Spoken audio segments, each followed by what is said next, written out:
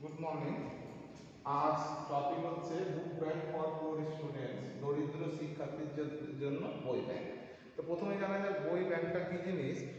নবম পরিকল্পনায় কেন্দ্রীয় কর্মসূচি হিসেবে এই বই ব্যাংকটা তৈরি করা হয়। কেন্দ্রীয় এবং রাজ্য সরকার 50-50% অংশদারিত্বে এই বই ব্যাংকটা তৈরি করা হয়। এই বই ব্যাংকটা তৈরি করার মূল উদ্দেশ্যই ছিল সমাজে যেসব শিক্ষার্থীরা পিছিয়ে পড়েছে, যেরকম এসসি এসটি স্টুডেন্টদের বিনামূল্যে বই সরবরাহ করা।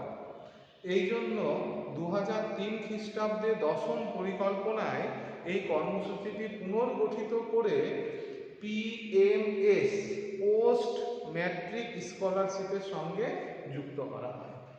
ঠিক আছে, এবার আসলে বই ব্যাংক তৈরির পদ্ধতি, কিভাবে বই ব্যাংকটা তৈরি করা যায়। একটা হচ্ছে নমুনা লিপি। কি জিনিস, যে শিক্ষকরা যেসব বই বিনামূল্যে পেয়ে থাকে সেই সব বইগুলোকে এই বই ব্যাংকের মধ্যে জমা রাখতে হবে বা তাদেরকে দান করতে হবে। এর ফলে কি হবে, সেই বইগুলো থেকে শিক্ষার্থীরা পড়ার সুযোগ পাবে। 2 নম্বর হচ্ছে বিদ্যালয়ের উন্নতিকল্পে প্রাপ্ত অনুদান।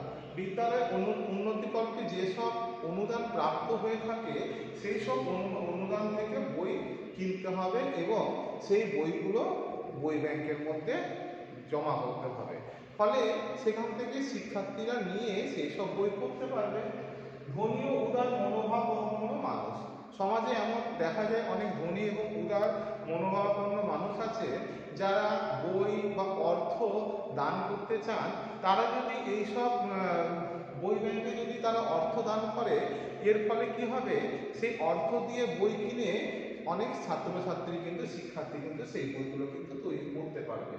আর উচ্চ শ্রেণীতে উত্তীর্ণ শিক্ষার্থীরা, যেসব শিক্ষার্থী পাস করে গেছে, উচ্চ শ্রেণীতে উঠে গেছে, তারা তাদের যে বইপত্রগুলো আছে সেগুলো যদি এই বই ব্যাংকের মধ্যে দান করে তাহলে তার বইপত্রগুলো অন্যান্য শিক্ষার্থীরা পড়তে কিন্তু পারবে।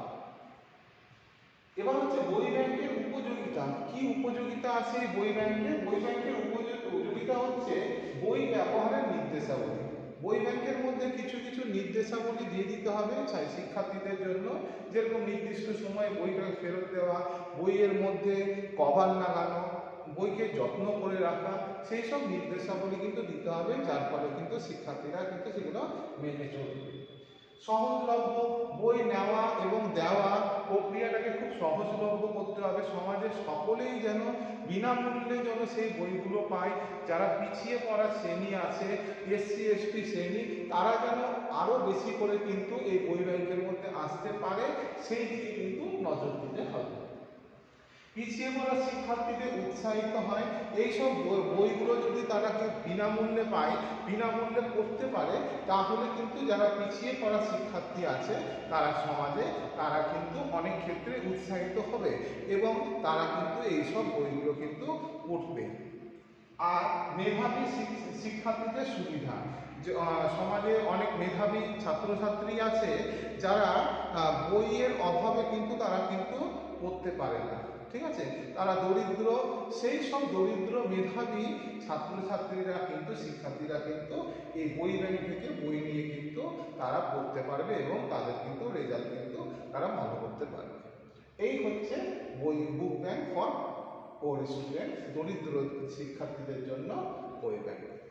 ঠিক আছে, থ্যাংক ইউ।